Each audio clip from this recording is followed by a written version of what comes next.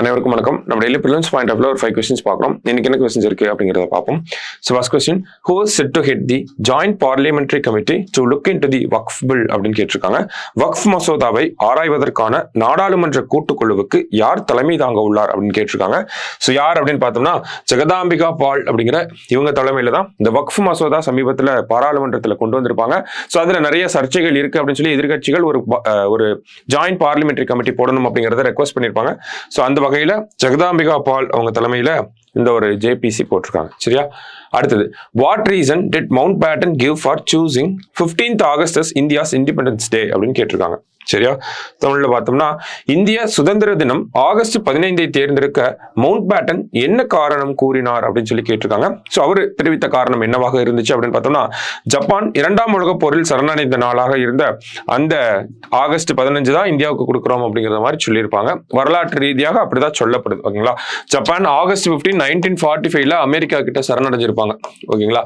Hiroshima நாகசாகிலாம் நடந்து முடிஞ்சதுக்கு அப்புறமா ஸோ அந்த ஒரு நாளை தான், அந்த நாளை மேட்ச் பண்ற வகையில தான் கொடுத்திருப்பாங்க. சரியா? அப்படின்னு சொல்லப்படுது வரலாற்றுல.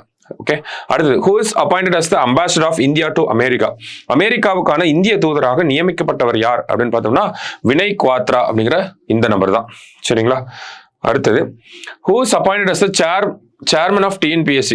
டிஎன்பிஎஸ்சி தலைவராக நியமிக்கப்பட்டவர் யார் அப்படின்னு பார்த்தோம்னா எஸ்கே பிரபாகர் ஐஏஎஸ் அவர்கள். ஓகேங்களா? பார்த்தோம்னா ஆர்டிகல் 316 அதுக்கு கீழே தான் அவர் அப்பாயிண்ட் பண்றாங்க. கவர்னர் அப்பாயிண்ட் பண்றாரு, பிரசிடென்ட் தான் ரிமூவ் பண்ண முடியும். அடுத்ததா பாக்குறப்ப உங்களுடைய பதவி காலம் அப்படின்னு பார்த்தோம்னா 6 வருடங்கள் அல்லது 62 வயசு வரைக்கும். சரிங்களா? ஸோ இதுதான் வந்து நமக்கு டிஎன்பிஎஸ்சி சேர்பர்சன் அப்படின்னா தெரிஞ்சுக்க வேண்டிய ஒரு சில முக்கியமான விஷயங்கள். சரியா? லாஸ்டா, consider the following statements. January 25 will be celebrated as Tamil Language Martyrs Day அப்படின்னு சொல்லி கொடுத்துருக்காங்க. June 3rd will be celebrated as செம்மொழி டே அப்படின்னு சொல்லி கொடுத்துருக்காங்க. ஸோ ஜனவரி 25 தமிழ் மொழி தியாகிகள் தினமாக கொண்டாடப்படும் அப்படின்னு கொடுத்துருக்காங்க.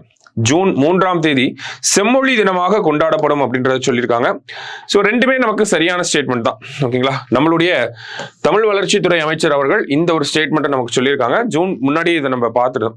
ஜூன் 25 அப்படிங்கிறது தமிழ் மொழி தியாகிகள் தினமாகவும், ஜூன் 3 அப்படிங்கிறது மறைந்த முதல்வர் கலைஞருடைய பர்த்டே.